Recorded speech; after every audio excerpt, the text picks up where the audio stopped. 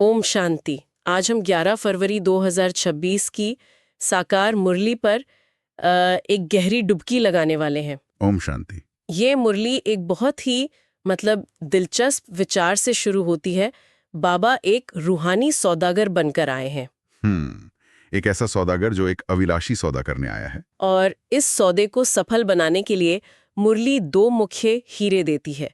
पहला कि ऊंचे पद के लिए मुंह से हमेशा रत्न निकालो, पत्थर नहीं। बिल्कुल। और दूसरा, इस आखिरी जन्म में पवित्र बनने की प्रतिज्ञा करो। ये जो पहली बात है ना, मुंह से रत्न निकालो, ये सुनने में बहुत सीधी लगती है, पर है नहीं। हाँ, असल जीवन में मुश्किल हो जाती है। मुझे कल ऑफिस की ही एक बात याद आ रही है।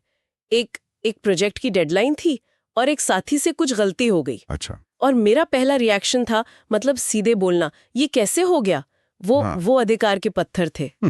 और जैसे ही वो शब्द निकले, मुझे अंदर एक बेचैनी सी महसूस हुई। शायद मुरली इसी को पत्थर का असर कहती है। बिल्कुल, पत्थर अशांति देते हैं और रत्न शांति। शायद रत्न ये होती कि मैं कहती ठीक है, कोई बात नहीं, चलो मिलकर इसका हल निकालते हैं।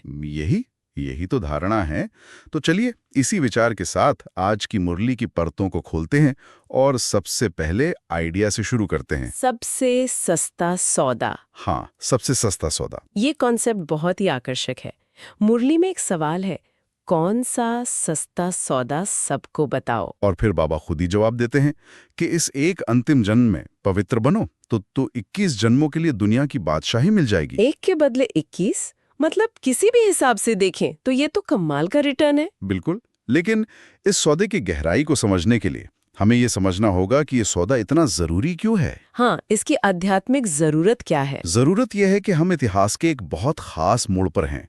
मुरली कहती है ये पुरुषोत्तम संगम युग है। पुरुषोत्तम संगम युग, इसे थोड़ा सरल शब्दों में समझाएंगे? मतलब इसका असल में क्या मतलब है? जरूर। देखिए, संगम मतलब मिलन और युग मतलब एक समय। तो ये वो छोटा सा समय है जहां एक बहुत बड़ा समय चक्र, जिसे कल्प कहते हैं, वो खत्म हो रहा है और एक नया स्वर्ण युग शुरू होने वाला है। हाँ, तो ये सबसे महत्वपूर्ण समय है क्योंकि इसी वक्त भविष्य की नींव रखी जा रही है।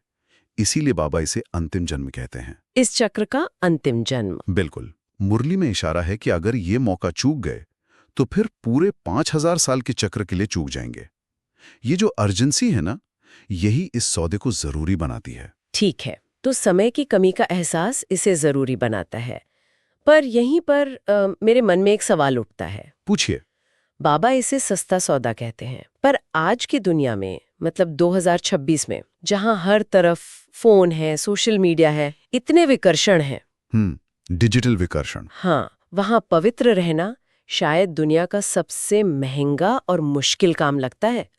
तो इस सौदे को सस्ता कैसे महसूस करें? ये बहुत ही गहरा और व्यवहारिक सवाल है और इसका जवाब वो नजरिए के बदलाव में छिपा है।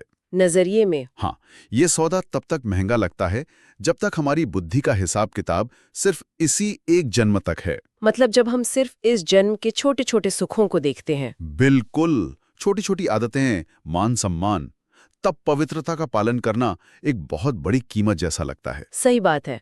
जैसे वीकेंड पर देर तक सोना या किसी बात पर गुस्सा निकाल देना, ये छोड़ना मुश्किल लगता है। हाँ, लेकिन बाबा कहते हैं अपनी बुद्धि का दायरा बढ़ाओ।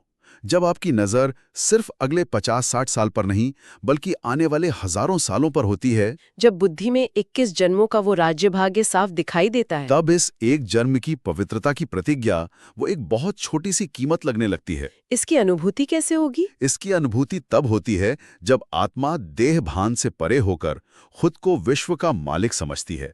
तब ये बोझ नहीं लगता बल्कि ताज पहनने की तैयारी का अनुभव होता है। ये बहुत अच्छा नजरिया है। जैसे कोई एथलीट ओलंपिक की तैयारी के लिए अनुशासन रखता है।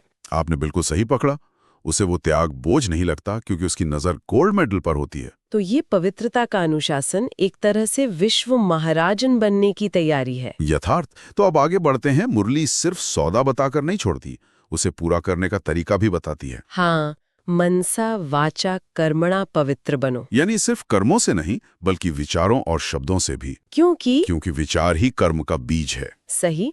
और इस गहरी पवित्रता को पाने का तरीका है बुद्धि का योग ईश्वर से लगाना। जिसे याद की यात्रा कहा गया है। और आज मुरली इसके लिए एक बहुत ही दिलचस्प शब्द इस्तेमाल करती हैं, दौड़ी। हाँ, एक रेस, एक दौड़।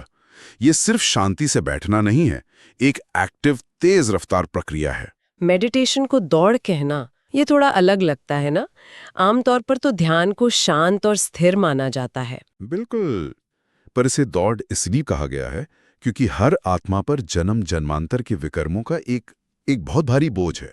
अच्छा, यही बोझ हमें नीचे खींचता है, अशांत करता है। और इस बोझ को खत्म करने का साधन है योग अग्नि, यानी ईश्वर की याद से पैदा होने वाली आध्यात्मिक ऊर्जा। हाँ, तो जितनी तेजी से हम याद की ये दौड़ लगाएंगे, उतनी ही जल्दी पापों का ये बोझ भस्म होगा और आत्मा हल्की होकर अपनी मूल सतोप्रधान अवस्था में आ जाएगी। तो ये समय के खिलाफ एक दौड़ है। बिल्कुल। पर भाई जी, यहाँ एक और व्यावहारिक मुश्किल आती है। मुरली में अमृत वेला मतलब सुबह के समय का जिक्र है, जो इस दौड़ी के लिए सबसे अच्छा समय है। हाँ, ब्रह्म मुहूर्त।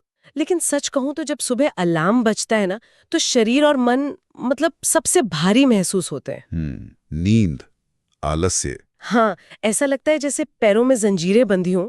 इस रुकावट को कैसे पार किया जाए? आपने जो भारीपन की बात की ना, जी है। वो भारीपन ही उन विकर्मों का बोझ है जो खुद को महसूस करा रहा है। अच्छा, माया नहीं चाहती कि ये बोझ उतरे, इसलिए वो आलस और व्यर्थ संकल्पों के रूप में जंजीर बनकर खींचती है। तो मतलब उस शुरुआती संघर्ष के पार ही असली नाम है। यथार्थ। जो इस खिंचाव को पार करके याद में बैठ जाते हैं, उन्हें जो अनुभव होता है वो है संपूर्ण हल्कापन, एक गहरी शांति। हाँ, एक ऐसी शांति जो दुनिया में कहीं नहीं मिल सकती। अनुभव ऐसा होता है जैसे आत्मा शरीर में होते हुए भी एक फरिश्ता है, उड़ रही है। वाह! बोझ उतरने की वो खुशी और शक्ति, वो सारे दिन की दौड़ के लिए एक तरह से पेट्रोल का काम करती है। तो बाबा आज एक होमवर्क भी दे रहे हैं। हाँ, कि दिन में हर घंटे सिर्फ 1 मिनट के लिए रुको और इस फरिश्ते स्वरूप का अभ्यास करो। मैं ये शरीर नहीं, एक हल्की पवित्र आत्मा हूँ। ये एक बहुत प्रैक्टिकल टिप है, 1 मिनट का मेंटल ब्रेक। चलिए, अब तीसरे हिस्से पर आते हैं जो सेवा की कला से जुड़ा है। हाँ, खुदाई खिदमतगार बनना, मतलब ज्ञान सिर्फ अपने तक नहीं रखना है। बिल्कुल। और इसे दूसरों तक पहुंचाना कैसे है, इसके लिए मुरली 2 अद्भुत मिसालें देती है। एक, सांप भी मरे और लाठी भी ना टूटे। ये तो हम सब ने सुना है, काम भी हो जाए और रिश्ता भी खराब ना हो। और दूसरा है चूहे की युक्ति।